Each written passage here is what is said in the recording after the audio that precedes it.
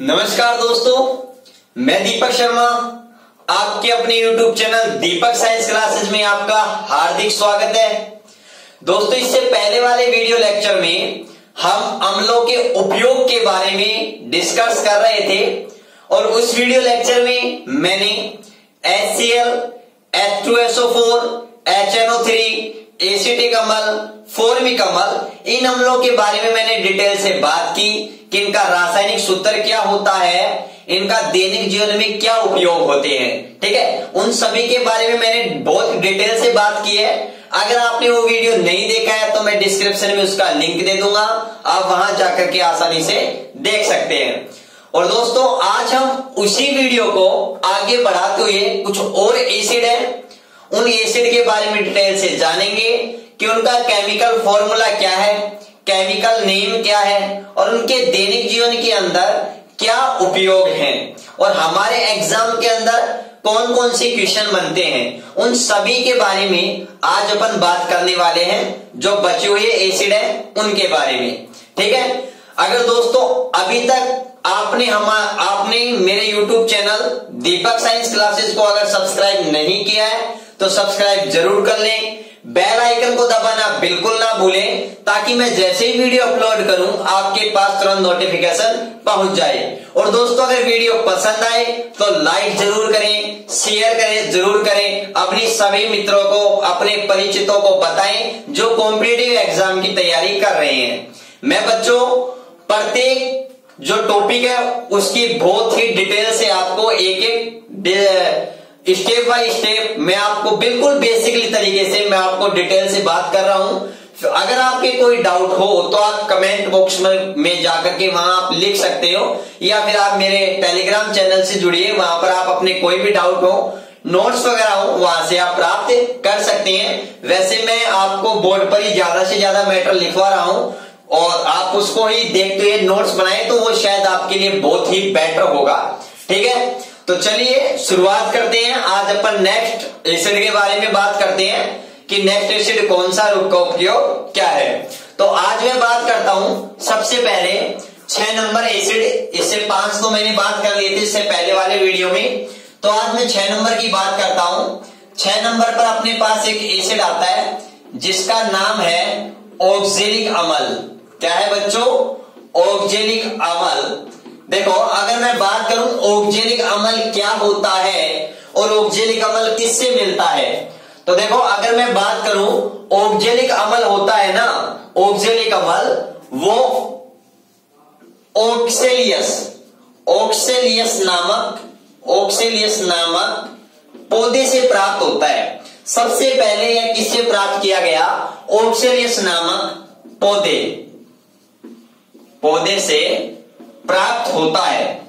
ठीक है ना, याद रखना यह भी एक प्राकृतिक अम्ल है। और बच्चों मैं ये भी बता दूं, जो ऑक्जेलिक अम्ल है उसका जो केमिकल फॉर्मूला है वो क्या होता है? COOH और COOH। आपस में यहां कार्बन कार्बन की क्या होती है? बॉन्डिंग होती है। या फिर मैं इसको ही ऐसे भी लिख सकता हूं, इसको ऐसे भी लिख सकता हूं कि यहां अपने पास हाइड्रोजन कितने हैं? 2 हैं, H2। कार्बन कितने हैं? 2 हैं। ऑक्सीजन कितने हैं? 4। तो इसका केमिकल फॉर्मूला मैं ये भी लिख सकता हूं H2C2O4। ये किसका फॉर्मूला है बच्चों? ऑक्जेलिक अम्ल का फॉर्मूला है। और ऑक्जेलिक अम्ल ऑक्सेलियस नामक पौधे से क्या किया जाता है बच्चों? प्राप्त किया जाता है। ये आप विशेष बात याद रखना। दूसरा इंपोर्टेंट क्वेश्चन एग्जाम में पूछा जाता है कि ऑक्जेलिक अम्ल किस में मिलता है, किन प्राकृतिक वस्तुओं में मिलता है। तो बच्चों याद रखना, ऑक्जेलिक अम्ल किस में पाया जाता है? ऑक्जेलिक अम्ल पाया जाता है टमाटर के रस में। किसमें पाया जाता है? टमाटर के रस एवं पालक में। टमाटर के रस एवं पालक में पाया जाता है। ये बात आप अच्छे से याद रखना। एग्जाम में क्वेश्चन पूछता है कि टमाटर के रस में कौन सा अम्ल पाया जाता है, तो बच्चों आप क्या बताओगे? ऑक्जेलिक अम्ल। क्या बताओगे? ऑक्जेलिक अम्ल। याद रखना, ठीक है ना। दूसरी बात आप ये भी याद रखना कि पालक में भी कौन सा अम्ल पाया जाता है? ऑक्जेलिक अम्ल। अब दोस्तों कंपटीशन एग्जाम में ऑक्जेलिक अम्ल के एक दो उपयोग है जो बहुत ही ज्यादा इंपॉर्टेंट है। एग्जाम में आए पर पूछता ही रहता है कि फोटोग्राफी में किस अमल का प्रयोग किया जाता है। तो बच्चों बहुत इंपॉर्टेंट क्वेश्चन है। फोटोग्राफी में अगर वो अमल की बात करता है, अगर ये कहता है पर्टिकुलर कि फोटोग्राफी में कौन से अमल का प्रयोग होता है, तो बच्चों याद रखना फोटोग्राफी में कौन सी अमल का प्रयोग होता है, ऑक्जेलिक अमल का प्रयोग होता है। कौन से अमल का प्रयोग होता है, ऑक्जेलिक अमल का प्रयोग होता है। तो एग्जाम की दृष्टि से बच्चों सबसे इंपॉर्टेंट क्या है, ऑक्जेलिक अमल के उपयोग हैं हमारे।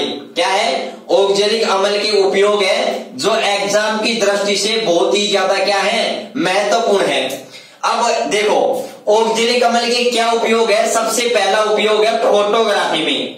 किसमें बच्चों, फोटोग्राफी में।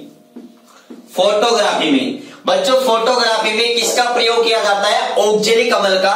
और ऑक्जेलिक अमल का एक लवण होता है, उस लवण का नाम क्या है, फेरस ऑक्जेलेट। क्या है, फेरस ऑक्जेलेट। तो इस फेरस ऑक्जेलेट का प्रयोग या मैं कहूं फेरस ऑक्जेलेट के रूप में तो याद रखना ऑक्जेलिक अमल का प्रयोग किया जाता है फोटोग्राफी में। और बच्चों फोटोग्राफी में जब प्रयोग करते हैं ना तो ऑक्जेलिक अमल से ही एक इसका सोल्ट बनाते हैं, फेरस ऑक्जेलेट। और इस फेरस ऑक्जेलेट का प्रयोग किसमें किया जाता है बच्चों, याद रखना किसमें किया जाता है, फोटोग्राफी में किया जाता है। ठीक है, दूसरा अपने पास में उपयोग आता है। और दूसरा अपने पास में उपयोग क्या आता है बच्चों, कपड़ों पर स्याही के धब्बे हटाने पर, कपड़ों पर स्याही के धब्बे हटाने में।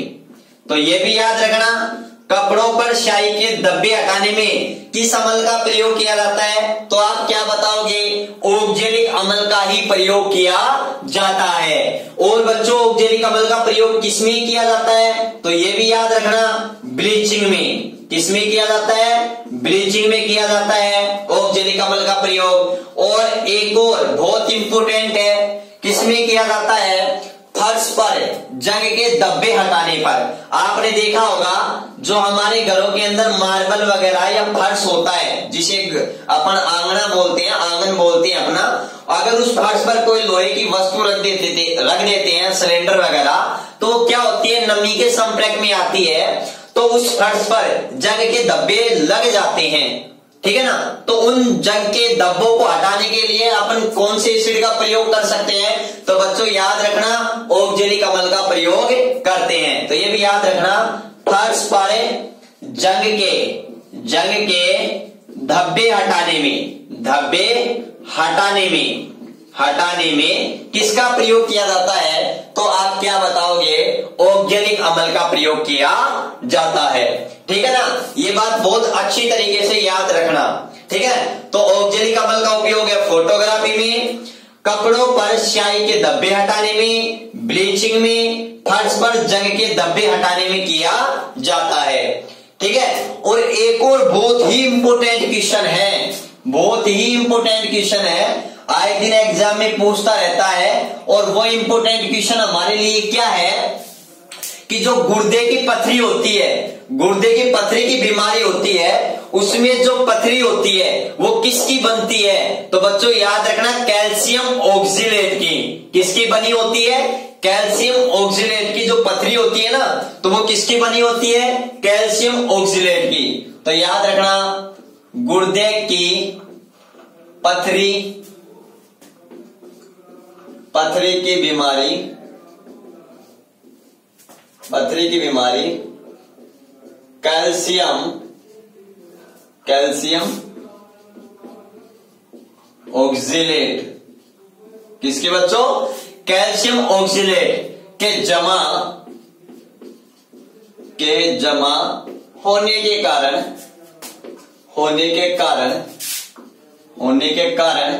होती है। तो जो पथरी होती है ना, पथरी, उस पथरी का रासायनिक अगर मैं सूत्र की बात करूं तो रासायनिक सूत्र क्या होता है हमारे पास में, कैल्शियम ऑक्सिलेट। ये बात याद रखना, किसका, पथरी का। मतलब जो पथरी बन जाती है ना गुर्दे के अंदर, वो पथरी किसकी बनती है, कैल्शियम ऑक्सिलेट की। तो ये भी याद रखना है, कैल्शियम ऑक्सिलेट, ये भी कैल्शियम, ये ऑक्सिलिक अम्ल है, इसका सोल्ट ही होता है, ठीक है ना। ये बात आप अच्छे से ध्यान रखना। तो इंपोर्टेंट है, टमाटर के रस में पाया जाता है, पालक में पाया जाता है, फोटोग्राफी में प्रयोग करते हैं, कपड़ों पर स्याही के धब्बे हटाने में करते हैं, ब्लीचिंग में करते हैं, फर्श पर जंग के धब्बे हटाने में करते हैं। और जो पथरी होती है वो भी किसकी बनी होती है, कैल्शियम ऑक्सिलेट की। या मैं कहूं कैल्शियम ऑक्सिलेट के जमा हो जाने के कारण क्या बनती है, पथरी बनती है। और वो बहुत सारी चीजों के कारण जमा होता है, कोई उसका एक फैक्टर नहीं होता है, जिसके बारे में मैं बायोलॉजी में बात डिटेल से आपके चर्चा करूंगा, ठीक है ना। उसके बाद में मैं नेक्स्ट एसिड की तरफ चलता हूं। तो नेक्स्ट एसिड अपना आता है 7 नंबर पर। वो एसिड है अपना बच्चों कौन सा, लैक्टिक अम्ल। कौन सा है बच्चों, लैक्टिक अम्ल या लैक्टिक एसिड। इसकी बात करता हूं लैक्टिक अम्ल की। तो देखो लैक्टिक एसिड क्या है। सबसे पहले तो मैं बात करूं लैक्टिक एसिड कैसे बना है, इसका नाम क्यों पड़ा है। तो बच्चों मैं आपको याद दिला दूं, लैक्टिक अम्ल होता है ना, लैक्टिक अम्ल होता है वो लैक्टम एक लैटिन शब्द है। कैसा शब्द है, लैटिन शब्द, और जिसका अर्थ क्या होता है बच्चों, दूध होता है। क्या होता है, दूध होता है। तो याद रखना लैक्टिक अम्ल होता है वो किसमें पाया जाता है, दूध में पाया जाता है, जिसे लैटिन भाषा में क्या कहते हैं, लैक्टम। मतलब एक तरीके से दूध जैसा खट्टा पदार्थ होता है, ठीक है ना। तो उनके अंदर ये अम्ल पाया जाता है, इसलिए इसका नाम क्या पड़ा बच्चों, लैक्टिक अम्ल पड़ा। क्या नाम पड़ा, लैक्टिक अम्ल। और बच्चों अगर मैं आपको बात बताऊं, जो लैक्टिक अम्ल होता है इसका जो केमिकल फॉर्मूला होता है, लैक्टिक अम्ल का जो केमिकल फॉर्मूला होता है वो क्या होता है, CH3COH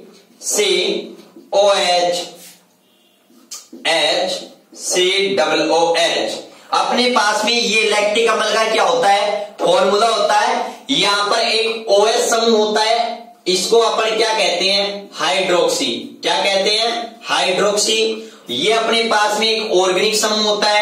याद रखना ये ऑक्जेलिक अम्ल होता है ना, वो एक कैसा एसिड है, तो ये भी याद रखना ये एक ऑर्गेनिक एसिड है। और जो लैक्टिक अम्ल है वह भी एक कैसा एसिड है, ऑर्गेनिक एसिड है। कैसा एसिड है, ऑर्गेनिक एसिड है। ये बात आप अच्छी तरीके से याद रखना।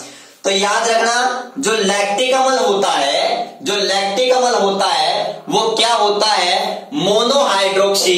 कैसा होता है बच्चों, मोनोहाइड्रोक्सी कार्बोक्सिलिक अम्ल होता है। इसको बच्चों COH होता है ना, COH, इसको बोलते हैं अपन कार्बोक्सिलिक समूह। क्या बोलते हैं, कार्बोक्सिलिक समूह बोलते हैं। आप ये बात याद रखना, ठीक है ना। तो चलो आप एक बार इसका स्क्रीनशॉट ले लो, सभी बच्चे स्क्रीनशॉट ले लो। तो बच्चों ले लिया होगा आप सभी ने स्क्रीनशॉट। चलो देखिए जो ऑक्जेलिक लैक्टिक एसिड होता है ना, उस लैक्टिक एसिड का जो केमिकल फॉर्मूला होता है वो मैंने आपको बताया है अभी कि क्या होता है। अब इस केमिकल फॉर्मूले में आप देख रहे हो, इसमें आप ये बात देख रहे हो कि यहाँ पर कार्बन कितने हैं, कार्बन 1 2 3। तो कार्बन कितने हैं, यहाँ पर 3 है। तो यहाँ पर कार्बन तो कितने हैं, 3 है, ठीक है। हाइड्रोजन कितने हैं, 3 4 5 और 6। हाइड्रोजन कितने हैं, 6 हैं। ऑक्सीजन कितने हैं, 2 और 1 3 है, O3। तो याद रखना वो आपको ऐसे भी दे सकता है। लैक्टिक अम्ल का जो केमिकल फॉर्मूला होता है वो ये भी होता है। और मैंने इस केमिकल फॉर्मूले को आपको खोल करके बताया। COH को अपन क्या बोलते हैं, कार्बोक्सिलिक समूह। और बच्चों आप ये बात भी ध्यान रखना कि जितने भी ऑर्गेनिक एसिड होते हैं, जितने भी ऑर्गेनिक मतलब कार्बनिक अम्ल होते हैं, उन सभी के अंदर ये समूह पाया जाता है COH, जिसे कार्बोक्सिलिक समूह कहते हैं। और OH को अपन क्या कहते हैं, हाइड्रोक्सी कहते हैं। अब देखो यहां पर मैं आपको क्या बताने वाला हूं, मैं आपको ये बता रहा हूं इस लैक्टिक अम्ल के अंदर हाइड्रोक्सी समूह कितना है? एक है। कितना है बच्चों? एक है। इसलिए ये भी याद रखना आप, ये भी याद रखना, ये या फिर मैं कहूं लैक्टिक अम्ल होता है, जो मेरे पास में लैक्टिक अम्ल होता है वो क्या है? मोनोहाइड्रोक्सी। या फिर मैं कहूं यह एक मोनोहाइड्रोक्सी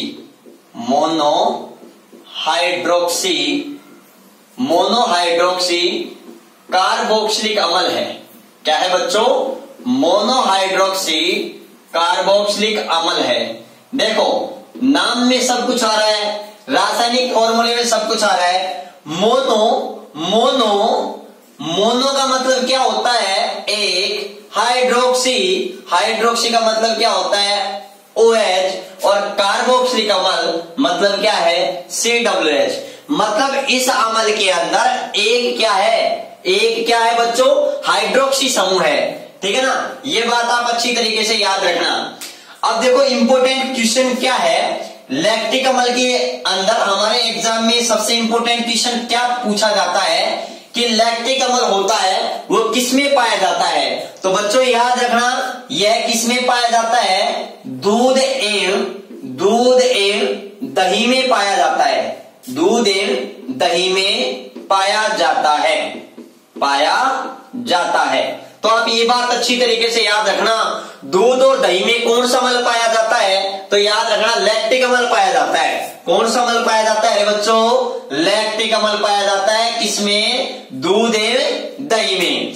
दूसरा important question, most important question है हमारे एग्जाम की दृष्टि से, बहुत बार एग्जाम में पूछा जा चुका है। क्या पूछा जा चुका है कि हमारे जो शरीर की मांसपेशियां होती हैं उनमें जो थकान होती है, जो थकान महसूस होती है, वो थकान किस अम्ल के कारण महसूस होती है? तो याद रखना वो थकान किस अम्ल के कारण महसूस होती है? लैक्टिक अम्ल के कारण महसूस होती है। कौन सी अम्ल के कारण?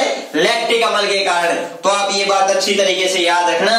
क्या याद रखना? मानव शरीर की मांसपेशियों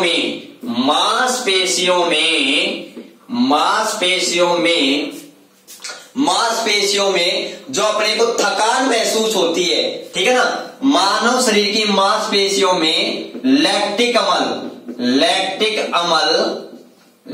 अम्ल संचित मतलब संचित या एकत्रित होने के कारण थकान महसूस होती है। क्या महसूस होती है? थकान या महसूस होती है। ठीक है ना? बहुत ज्यादा थक जाते हैं। मोस्ट इंपोर्टेंट क्वेश्चन है कि मानव शरीर की मांसपेशियों में कौन सा अम्ल जमा हो जाने के कारण थकान या रुकावट या एक तरह से बहुत कमजोरी का अनुभव होता है। ठीक है ना? थकान का अनुभव होता है, थकान महसूस होती है, तो वो किसके कारण होता है बच्चों? याद रखना लैक्टिक अम्ल के कारण महसूस होती है। लैक्टिक अम्ल हमारी मांसपेशियों के अंदर क्या हो जाता है? जमा हो जाता है, जिसके कारण हमें किसका अनुभव होता है? थकान का अनुभव होता है। ये बात आप अच्छी तरीके से याद रखना। ठीक है बच्चों? नेक्स्ट अगर मैं अम्ल की बात करूं तो मैं 8 नंबर पर अम्ल की बात कर रहा हूं। ये अम्ल अपने पास में कौन सा है? नेक्स्ट बात करता हूं सिट्रिक अम्ल की। किसकी बात करता हूं? सिट्रिक अम्ल। साइट्रिक अम्ल बोल दो, सिट्रिक अम्ल बोल दो, एक ही है। ठीक है? सिट्रिक अम्ल। सबसे पहले तो मैं बात ये करूंगा कि सिट्रिक अम्ल इसका नाम क्यों पड़ा। तो बच्चों ये सिट्रिस शब्द है ना, ये जो सिट्रिस शब्द है, ये सिट्रिस शब्द किससे मिलकर बना है? ये बना है सिट्रस से। किससे बना है बच्चों? सिट्रस से। सिट्रस लैटिन भाषा का एक वर्ड है जिसका सब नाम क्या है? सिट्रस।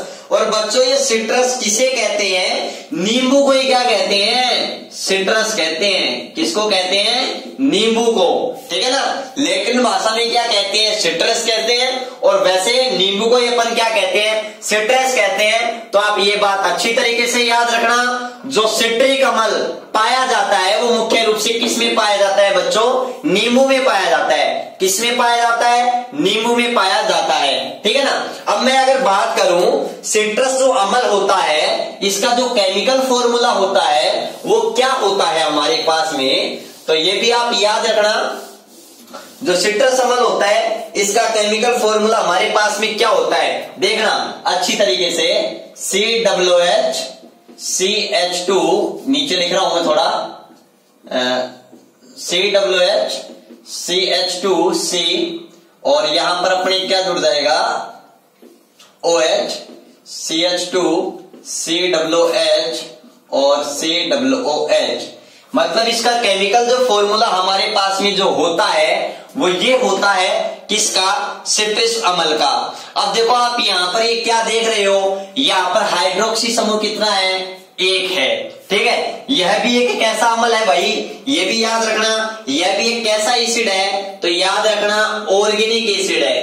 कैसा एसिड है, ऑर्गेनिक एसिड है। क्यों, क्योंकि इसके अंदर देखो ऑर्गेनिक अम्ल का जो कार्बनिक फंक्शन ग्रुप होता है, जो इसे कार्बोक्सिलिक अम्ल कहते हैं, वो मौजूद होते हैं और वो भी कितने होते हैं बच्चों, 3 होते हैं। तो ये बात भी आप अच्छी तरीके से याद रखना, ये एक ट्राई कार्बोक्सिलिक एसिड होता है। क्या होता है, ट्राई का मतलब 3। कार्बोक्सिलिक समूह कितने हैं यहाँ पर, 3 होते हैं। ये बात आप अच्छी तरीके से याद रखना। और इस केमिकल इसका फॉर्मूला मैं ऐसे भी लिख सकता हूं कि यहाँ पर कार्बन कितने हैं, 1 2 3 4 5 6। यहाँ पर कार्बन कितने हैं बच्चों, तो याद रखना कार्बन कितने हैं, 6 हैं हमारे पास में, ठीक है ना।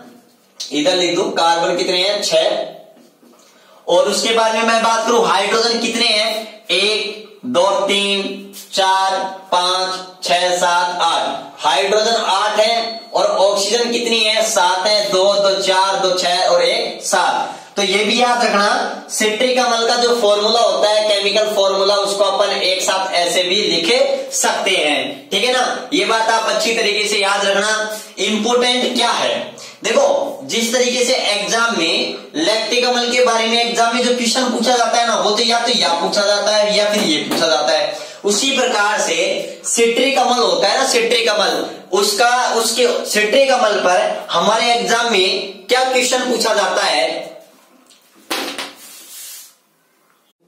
तो क्या क्वेश्चन पूछा जाता है, ये क्वेश्चन पूछा जाता है कि सिट्रिक अम्ल होता है वो किसमें पाया जाता है। तो बच्चों ये बात आप अच्छी तरीके से याद रखना, यह खट्टे फलों जैसे संतरा हुआ, मौसमी बहुत खाने का मन कर रहा है, मौसमी, नींबू वेज जामुन आदि में पाया जाता है, ठीक है ना। तो ये बात याद रखना, इंपोर्टेंट क्वेश्चन है कि सिट्रिक अम्ल किसमें पाया जाता है। इंपोर्टेंट क्वेश्चन है, ये किसमें पाया जाता है, संतरा में पाया जाता है, मौसमी में पाया जाता है, नींबू में पाया जाता है, जामुन में पाया जाता है, ठीक है ना। ये बात आप अच्छी तरीके से क्लियर रखना, ठीक है। उसके बाद में मैं नेक्स्ट एसिड की बात करता हूं 9 नंबर पर, और वो एसिड कौन सा है अपने पास में, तो बच्चों वो एसिड है अपने पास में मैलिक अम्ल। कौन सा है, मैलिक अम्ल। तो बच्चों याद रखना, जिस प्रकार से सिट्रिक अम्ल और लैक्टिक अम्ल एक ऑर्गेनिक एसिड है, उसी प्रकार से मैलिक अम्ल भी क्या है बच्चों, एक ऑर्गेनिक एसिड है, मतलब कार्बनिक क्या है, अम्ल है। ये याद रखना। इसके अंदर भी COOH ग्रुप क्या होता है, उपस्थित होता है। याद रखना, वे सभी अम्ल जिनमें COOH समूह उपस्थित होता है वे ऑर्गेनिक एसिड ही होते हैं, ठीक है ना। आप ये बात भी अच्छी तरीके से याद रखना। अब मैं बात करता हूं मैलिक अम्ल का नाम मैलिक अम्ल क्यों पड़ा, किसमें पाया जाता है। इंपोर्टेंट क्वेश्चन है कि मैलिक अम्ल किसमें पाया जाता है, ठीक है ना। ये बात आप अच्छी तरीके से याद रखना। लेकिन उससे पहले मैं आपको सिट्रिक अम्ल में एक बात और बता दूं कि सिट्रिक अम्ल का जो उपयोग होता है ना, किसका उपयोग, सिट्रिक अम्ल का, तो ये भी याद रखना, ये धातुओं को साफ करने में या उनकी साफ सफाई करने में, धातुओं को साफ करने में इसका क्या किया जाता है, उपयोग किया जाता है। क्या किया जाता है, उपयोग किया जाता है। याद रखना, आपने देखा होगा हमारे घरों के अंदर जो तांबे के बर्तन होते हैं या पीतल के बर्तन होते हैं, उनको साफ करने के लिए लैक्टिक एसिड भी काम लेते हैं और अपन सिट्रिक एसिड भी काम लेते हैं, लेकिन ज्यादातर कौन सा काम लेते हैं अपन, सिट्रिक एसिड। आपने देखा होगा वैसे तो तांबे के बर्तन में अगर अपन दही गाल के रख दें तो खराब हो जाएगा। क्यों, क्योंकि दही के अंदर क्या होता है, अम्ल होता है, और तांबा क्या है, धातु होता है। तो अम्ल होते हैं वो धातु से क्रिया करके क्या बनाते हैं, लवण बनाते हैं और हाइड्रोजन गैस देते हैं। तो लवण बनने के कारण कॉपर सल्फेट जैसे H2SO4 गाल के रख दिया मैंने, तो अगर बाय द वे आप समझ रहे हो कि लवण बनने के कारण वो दही होता है वो खाने अयोग्य हो जाता है, विषैला हो जाता है। अगर हम उसको खा लेते हैं तो हमारे बीमारियां उत्पन्न हो सकती हैं, ठीक है ना। तो एक बात ये भी याद रखना, आपने ये भी देखा होगा कि जो घरों के अंदर तांबे के बर्तन होते हैं, उन तांबों के बर्तनों की सफाई हम किससे करते हैं, नींबू से करते हैं। किससे करते हैं, नींबू से करते हैं, नींबू के छिलकों से करते हैं। क्यों, क्योंकि नींबू के अंदर कौन सा एसिड पाया जाता है बच्चों, याद रखना कौन सा एसिड पाया जाता है, सिट्रिक एसिड पाया जाता है। और सिट्रिक एसिड का उपयोग किसमें किया जाता है, धातुओं की सफाई करने में किया जाता है, ठीक है। उसके बाद में मैं बात कर रहा हूं मेलिक एसिड। तो बच्चों ये मेलिक एसिड होता है ना, उसका नाम क्यों पड़ा है मेलिक एसिड, तो याद रखना मेलिक एसिड ग्रीक भाषा के शब्द मेलम, ये एक ग्रीक नहीं लैटिन भाषा का शब्द है, जिसका अर्थ क्या होता है बच्चों, सेव होता है। क्या होता है, सेव होता है। तो याद रखना ये किस में पाया जाता है, सेव में पाया जाता है। इंपोर्टेंट क्वेश्चन यही है कि मेलिक अम्ल किस में पाया जाता है, तो याद रखना सेव में पाया जाता है, ठीक है ना। आपको पता है मैंने बताया भी था कि सेव को जिसे अपन क्या कहते हैं, एप्पल, APPLE, एप्पल, ठीक है। तो इस एप्पल में क्या पाया जाता है, मेलिक अम्ल पाया जाता है। और एप्पल को काट कर रख देने पर वो मैला पड़ जाता है, तो मैला मतलब है मेलिक अम्ल, आप ऐसे याद रख सकते हो, ठीक है। तो मेलिक अम्ल का हमारे पास सूत्र क्या होता है, केमिकल फॉर्मूला क्या होता है, तो बच्चों देखो मेलिक अम्ल का हमारे पास में फॉर्मूला क्या होता है। तो इसका फॉर्मूला होता है, वो होता है HOCH और CH2OH। ये हमारे पास में किसका फॉर्मूला होता है बच्चों, याद रखना किसका फॉर्मूला होता है, मेलिक अम्ल का फॉर्मूला होता है। किसका फॉर्मूला होता है, मेलिक अम्ल का फॉर्मूला होता है। या यहाँ पर इस हाइड्रोजन को मैं आपको ऐसे भी दिखा सकता हूँ, ये क्यों, कार्बन कितने बॉन्ड बनाता है, 4। देखो ये कार्बन कितना bond, 1 carbon, 1 bond, 2 bond, 3 bond, 1 चौथा। इसे हाइड्रोजन के पास उसी प्रकार से कार्बन भी 4 बॉन्ड बना रहा है, 1 2 3 और 1 हाइड्रोजन के साथ, ठीक है। तो ये कौन सा एसिड हो गया हमारे पास में, मेलिक एसिड हो गया। कौन सा एसिड हो गया, मेलिक एसिड। ये बात आप अच्छी तरीके से ध्यान रखना, ठीक है। तो चलो आप इसका स्क्रीनशॉट ले लो एक बार, जल्दी से, जल्दी करो। तो ले लिए स्क्रीनशॉट सभी ने। चलो अब नेक्स्ट अपन एसिड की बात करते हैं। नेक्स्ट एसिड अपना कौन सा है, टार्ट्रिक एसिड है। कौन सा है बच्चों, टार्ट्रिक एसिड है। देखते हैं टार्ट्रिक एसिड किसमें पाया जाता है। इंपोर्टेंट क्वेश्चन है कि टार्ट्रिक एसिड किसमें पाया जाता है। तो बच्चों मैं आपको बता दूं, जो टार्ट्रिक एसिड होता है वो किसमें पाया जाता है, वो इमली में पाया जाता है। इमली हुआ, अंगूर हुआ, कच्चे आम हुए, ठीक है ना, उनमें कौन सा एसिड पाया जाता है बच्चों, ये आप अच्छी तरीके से याद रखना। कौन सा एसिड पाया जाता है, टार्ट्रिक एसिड पाया जाता है। तो देखो इधर नेक्स्ट अपने पास में 10 नंबर एसिड है, टार्टरिक एसिड, टार्टरिक अम्ल, ठीक है बच्चों। सबसे पहले तो मैं आपको ये बता दूं, ये अपने पास में जो टार्टरिक एसिड है वो भी एक कैसा एसिड है, ऑर्गेनिक एसिड है। कैसा एसिड है, ऑर्गेनिक। ऑर्गेनिक मतलब कार्बनिक अम्ल है, ठीक है ना। इसमें भी कौन सा ग्रुप होगा, COOH होगा, ठीक है ना। ये बात आप अच्छी तरीके से याद रखना। दूसरी बात मैं बताऊं, इसका जो रासायनिक सूत्र होता है वो क्या होता है, C4H6 O6। ठीक है, ये इसका रासायनिक सूत्र होता है। अगर मैं इसकी स्ट्रक्चर की बात करूं तो हमारे पास में ऐसा होता है, इस टाइप का। ठीक है ना, याद रखना, ये डाइहाइड्रोक्सिक होता है। ठीक है ना, इसके अंदर OH ग्रुप कितने होते हैं? 2 होते हैं, देखो यहां पर ये। ठीक है ना, और जबकि कार्बोक्सिलिक ग्रुप कितने होते हैं? 2 होते हैं, ये भी 2 होते हैं। ठीक है ना, ये बात याद रखना। देखो कार्बन कितने हो गए? 4, 1 2 3 4। हाइड्रोजन कितने हो गए? 6, 1 2 3 4 5 6। और ऑक्सीजन भी कितने हो गए? 6 हो गए। ठीक है ना, ये बात याद रखना। ये अपने पास में टार्ट्रिक एसिड का सूत्र है। दोस्तों सबसे इंपोर्टेंट क्वेश्चन क्या है इसमें कि ये किसमें पाया जाता है, तो ये बात याद रखना, इंपोर्टेंट क्वेश्चन है। यह इमली अंगूर एवं कच्चे आम में पाया जाता है। किसमें पाया जाता है? कच्चे आम में पाया जाता है। ये बहुत ही अच्छा क्वेश्चन है कि ये किसमें पाया जाता है? इमली में पाया जाता है, अंगूर में पाया जाता है, कच्चे आम में पाया जाता है। और दूसरा इंपोर्टेंट क्वेश्चन ये भी है बच्चों कि इसका उपयोग क्या है? इसका उपयोग क्या है? एक बहुत ही महत्वपूर्ण उपयोग है, और वो उपयोग क्या है बच्चों? बेकिंग पाउडर बनाने में। क्या बनाने में?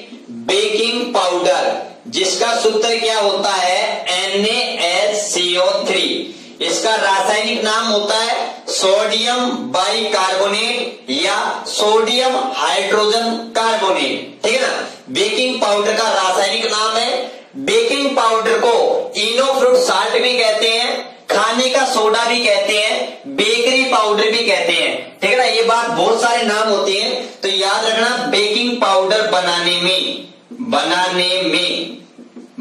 में इसका क्या किया जाता है? उपयोग किया जाता है। ये बहुत ही अच्छा क्वेश्चन है। ठीक है, उसके बाद में मैं नेक्स्ट बात करता हूं। एक और अपने पास में अम्ल आता है जिसको बोलते हैं कार्बोलिक अम्ल। बच्चों ये एक बार एसएससी के अंदर क्वेश्चन पूछा गया था कार्बोलिक अम्ल का, और बहुत ही जबरदस्त क्वेश्चन है। उसने बस सीधा ये कहा था कि कार्बोलिक अम्ल किसे कहते हैं। 4 ऑप्शन में 4 कंपाउंड रख दिए और डायरेक्टली क्वेश्चन पूछ लिया कि कार्बोलिक अम्ल किसे कहते हैं। तो बच्चों मैं आपको बता दूं कार्बोलिक अम्ल किसे कहते हैं। याद रखना, कार्बोलिक अम्ल किसे कहते हैं? फिनोल को कहते हैं। किसको कहते हैं? फिनोल को कहते हैं। याद रखना, फिनोल को ही क्या कहते हैं? कार्बोलिक अम्ल कहते हैं। और बच्चों याद रखना, यह भी एक कैसा एसिड है? ऑर्गेनिक एसिड है। कैसा एसिड है? ऑर्गेनिक एसिड है, मतलब इसमें कार्बन है, लेकिन याद रखना इसमें जो COH ग्रुप है ना वो नहीं है, लेकिन यह कार्बनिक एसिड है। ठीक है, अरे कार्बन तो है उसमें। ठीक है ना, मैं तो ये बता रहा हूं कार्बोक्सिलिक समूह होता है।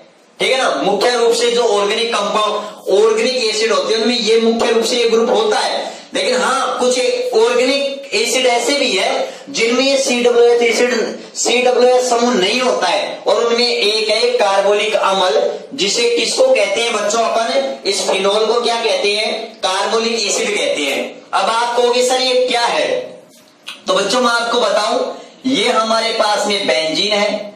क्या है? बेंजीन है। और इस बेंजीन के ऊपर क्या लगा ले अपन? OH लगा ले, OH ग्रुप लगा ले। तो ये क्या कहते हैं? इसको अपन फिनोल कहते हैं। क्या कहते हैं? फिनोल कहते हैं। या फिर मैं इसको ऐसे भी लिख सकता हूं C6H5OH, ऐसे भी मैं इसको लिख सकता हूं। ठीक है ना, ये बात याद रखना। और दूसरी बात में बात करूं बच्चों, इस फिनोल की जो खोज करी थी वो एक वैज्ञानिक हुए थे रंग नामक वैज्ञानिक ने इसकी खोज की। खोज किससे की थी बच्चों? कोलतार से। किससे खोज की थी? कोलतार से खोज की थी। बहुत ही इंपोर्टेंट पॉइंट है, आप तो केवल ये याद रखना, एग्जाम में अगर पूछा गया है अभी तक तो केवल यही क्वेश्चन पूछा गया है कि कार्बोलिक अम्ल होता है वो किसे कहते हैं बच्चों? फिनोल को कहते हैं, जिसकी खोज वैज्ञानिक रंग ने की। और किससे की? कोलतार से की। किससे की? कोलतार से की। और बच्चों एक बात और बताओ मैं आपको, बहुत ही अच्छा क्वेश्चन, कि फिनोल और फॉर्मेल्डिहाइड, फिनोल और फॉर्मेल्डिहाइड, ये फॉर्मेल्डिहाइड भी एक कार्बनिक यौगिक है जिसका सूत्र HCO होता है, SCHO होता है। ये दोनों आपस में मिलकर एक बहुलक बनाते हैं जिसका नाम है बेकेलाइट। क्या बनाते हैं? बेकेलाइट बहुलक बनाते हैं, जिसके बारे में मैं आपको एक चैप्टर पढ़ाऊंगा कार्बोनेस के यौगिक, उसके अंदर मैं आपको पढ़ाऊंगा बेकेलाइट के बारे में। याद रखना बेकेलाइट क्या काम में आता है, तो याद रखना बच्चों, जो हमारे टीवी वगैरह के, याद रखना बिजली के स्विच वगैरह बनाने में, बिजली के स्विच एंड टीवी हुआ, या हमारे पास में कंप्यूटर हुआ, कंप्यूटर के केबिन बनाने में, जो उनका बाहरी बॉक्स होता है ना, बाहरी आवरण बनाने में, या फिर मैं कह सकता हूं बाहरी आवरण बनाने में। तो याद रखना बहुलक वाला चैप्टर इन दिनों बहुत एक अच्छा क्रेज चल रहा है। रीट वगैरह के अंदर तो पिछली बार भी क्वेश्चन पूछा था डेक्रोन वाला, कि डेक्रोन जो बहुलक होता है उसकी एक लगी इकाई क्या होती है, वो क्वेश्चन पूछा था। उस प्रकार से इस बार ये भी पूछ सकता है कि बेकेलाइट होता है ना, उसकी एक लगी इकाई क्या होती है, फिनोल और फॉर्मेल्डिहाइड। और आप बिल्कुल टेंशन मत लेना, मैं बहुलक वाला चैप्टर आपको बहुत डिटेल से पढ़ाऊंगा। जब अपना कार्बन वाला यौगिक वाले चैप्टर पढ़ेंगे, कार्बन के बारे में पढ़ेंगे, ठीक है बच्चों। तो ये हमने पढ़ा है कार्बोनिक अम्ल के बारे में और टार्टिक अम्ल के बारे में हमने पढ़ा है डिटेल से। आप इसका स्क्रीनशॉट ले सकते हो, ठीक है। तो स्क्रीनशॉट ले लिया होगा सभी ने। चलो अब देखो नेक्स्ट अपन एसिड की बात करते हैं कि नेक्स्ट एसिड और कौन कौन से हैं। अब कुछ 4-5 एसिड और हैं जिनका कोई खास से वो नहीं है, लेकिन हाँ उनके उपयोग बहुत ही इंपोर्टेंट है हमारे एग्जाम की दृष्टि से। उनके उपयोग है वो बहुत ही ज्यादा क्या है, महत्वपूर्ण है। और दोस्तों अगर वीडियो पसंद आ रहा है तो लाइक जरूर कीजिए, ज्यादा से ज्यादा कमेंट कीजिए और अपने सभी दोस्तों के पास में शेयर कीजिए जो कॉम्पिटिटिव एग्जाम की तैयारी कर रहे हैं, ठीक है। क्योंकि जनरल साइंस आजकल सभी एग्जाम में आती है और मैं बहुत ही क्वालिटी से आपको प्रत्येक यूनिट करवा रहा हूं, ठीक है ना। तो ये सभी को शेयर कीजिए। अब मैं नेक्स्ट एसिड की बात करता हूं। नेक्स्ट एसिड मेरे पास में कौन सा है, देखो इधर नेक्स्ट है 12 नंबर अपने पास में बेंजोइक अम्ल। क्या है बच्चों? बेंजोइक अम्ल। याद रखना बच्चों, पहली बात तो यह भी क्या है, एक ऑर्गेनिक एसिड है। कैसा एसिड है? ऑर्गेनिक एसिड है, ठीक है ना। दूसरी बात आप ये याद रखना, जो बेंजोइक अम्ल है इसका जो सूत्र होता है वो क्या होता है। देखो ये हमारे पास बेंजीन है, बेंजीन होती है, बेंजीन का सूत्र होता है C6H6। ये हमारे पास बेंजीन का सूत्र होता है। लेकिन इस बेंजीन में एक हाइड्रोजन को हटा करके उसके स्थान पर COH जोड़ दें तो वो अपने पास में क्या बन जाएगा बच्चों? बेंजोइक अम्ल। क्या बन जाएगा? बेंजोइक अम्ल बन जाएगा। तो ये बात याद रखना। तो अगर मैं COH समूह जोड़ूंगा तो ये कब जुड़ेगा? जब मैं यहां से एक हाइड्रोजन परमाणु हटाऊंगा तब जाके ये जुड़ेगा। तो इसको अपन ऐसे भी लिख सकते हैं C6H5COH। देखो यह एक ऐसा ऑर्गेनिक एसिड है जिसमें COH समूह क्या है, उपस्थित है। ये बात भी आप याद रखना, ठीक है ना। दूसरी इंपोर्टेंट बात क्या याद रखोगे कि यह किसमें पाया जाता है। तो बच्चों याद रखना ये इंपोर्टेंट क्वेश्चन है, किसमें पाया जाता है? घास में पाया जाता है। किसमें पाया जाता है? घास में पाया जाता है। कौन सा एसिड? Benzoic acid. और इसका क्या उपयोग होता है? तो बच्चों याद रखना, खाद्य पदार्थों के परिरक्षण में, मतलब खाद्य पदार्थों को खराब होने से बचाने के लिए खाद्य पदार्थों के परिरक्षण में क्या किया जाता है? उपयोग किया जाता है। वैसे दोस्तों अगर मैं आपको बता दूं, जितने भी बिस्किट्स, ब्रेड वगैरह जो भी सब होते हैं, उन सभी खाद्य पदार्थों को खराब होने से बचाने के लिए इसका ही एक लवण होता है, ठीक है ना। और वो लवण कौन सा होता है बच्चों? वो होता है सोडियम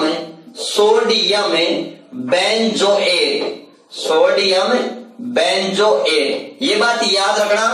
अगर आपसे केवल अम्ल की बात करें तो भाई अम्ल तो एसिटिक अम्ल भी है जो खाद्य पदार्थों को खराब होने से बचाता है, लेकिन याद रखना बेंजोइक अम्ल खुद खाद्य पदार्थों को खराब होने से इतना नहीं बचाता है जितना कि इसका एक लवण है जिसका नाम क्या है, sodium benzoate. Most important question है ये कि सोडियम बेंजोएट का क्या उपयोग है।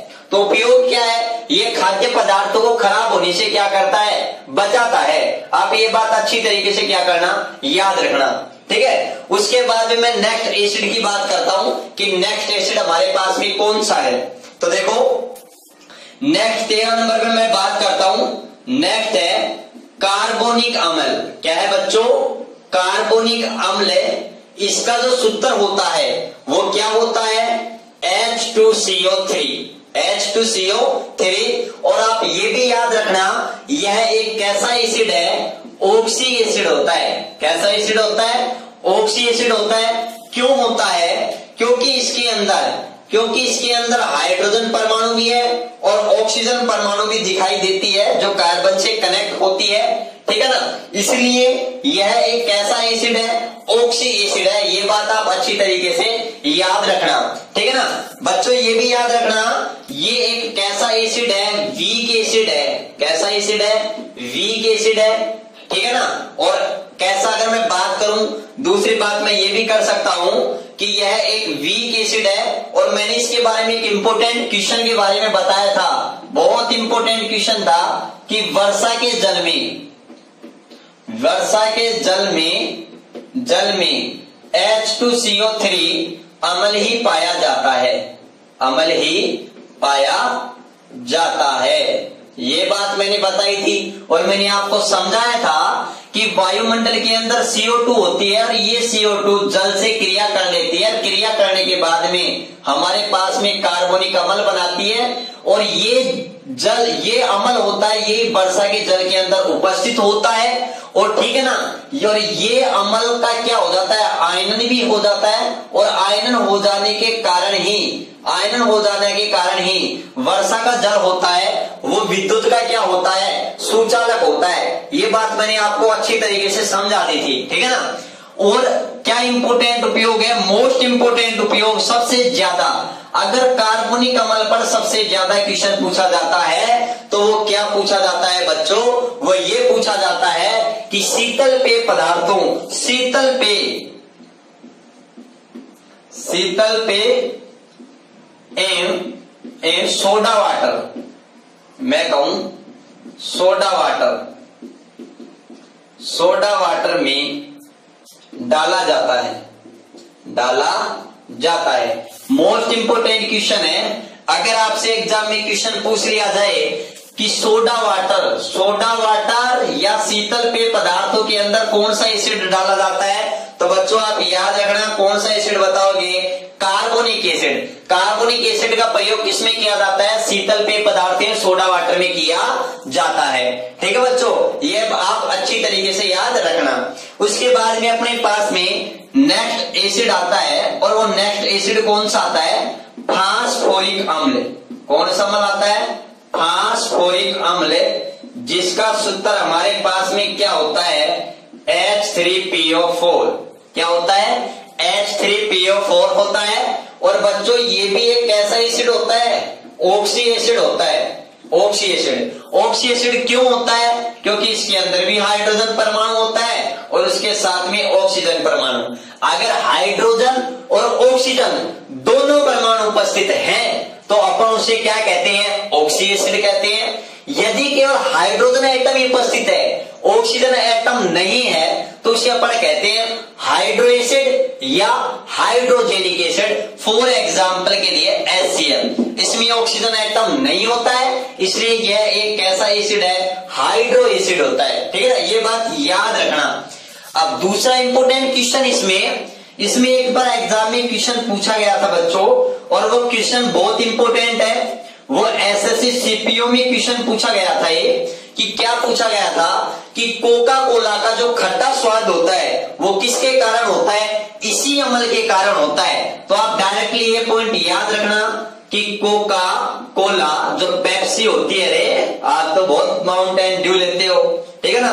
तो कोका कोला का खट्टा स्वाद इसी अम्ल के कारण होता है, इसी अम्ल के कारण होता है। ये बात आप अच्छी तरीके से याद रखना, ठीक है ना।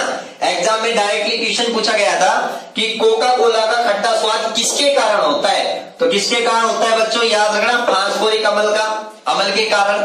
वैसे जनरल तौर पर सोडा वाटर में कौन सा एसिड डालते हैं, वो याद रखना कार्बोनिक एसिड डालते हैं, ठीक है। ये बात अच्छी तरीके से याद रखना। एक बार आप स्क्रीनशॉट ले लो इसका, उसके बाद में मैं आगे बढ़ता हूं। तो स्क्रीनशॉट ले लिया सभी ने, चलो ठीक है। तो अब अपन कुछ नेक्स्ट एसिड की बात करते हैं। नेक्स्ट अम्ल अपने पास में कौन सा है, ठीक है ना। तो बच्चों अगर वीडियो पसंद आ रहा है लाइक कीजिए, ज्यादा से ज्यादा कमेंट ठोकिए, ठीक है ना। और अपने सभी दोस्तों के पास में शेयर जरूर कीजिए, क्योंकि शेयर तो बन रहा है। जब मैं आपके लिए इतनी मेहनत कर रहा हूं तो आप शेयर जरूर कीजिएगा, सभी अपने दोस्तों को बताइएगा, ठीक है ना। अपन प्रत्येक टॉपिक को बेहतरीन तरीके से कवर करते हुए आगे बढ़ेंगे, जिससे हमें बार बार नहीं भटकना पड़े कि कभी कोई सा एग्जाम आए, हमें अपने सेल्फ नोट्स पढ़ करके उनकी प्रैक्टिस सेट, जैसे ये टॉपिक फिनिश होगा मैं डिटेल से आपको बहुत खतरनाक तरीके से इसकी प्रैक्टिस भी करवाऊंगा, ठीक है। तो नेक्स्ट एसिड की बात करता हूं मैं। अपने कितने नंबर हो गए थे, शायद 13 नंबर हो गए थे, 12, 13, 14 नंबर हो गए थे। चलो ठीक है, जो भी नेक्स्ट नंबर है अपने पास में 14 नंबर है। तो देखो नेक्स्ट कौन सा एसिड अपने पास में, बोरिक अम्ल। कौन सा है, बोरिक अम्ल, ठीक है। तो बच्चों इस बोरिक अम्ल का सूत्र क्या होता है, H3BO3।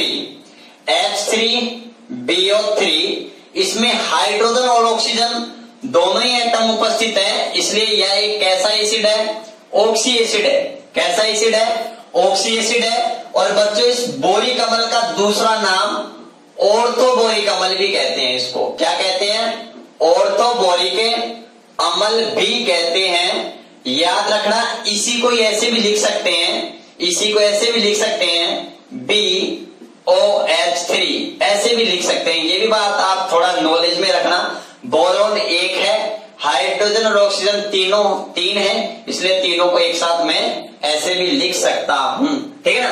ये बात भी आप याद रखना, इंपॉर्टेंट है, बहुत अच्छी बात है। अब बच्चों याद रखना इसका उपयोग किसमें किया जाता है। तो एक तो याद रखना इसका उपयोग किसमें किया जाता है, जो कैरम बोर्ड होता है। क्या होता है, कैरम बोर्ड पर ड्राई लुब्रिकेंट के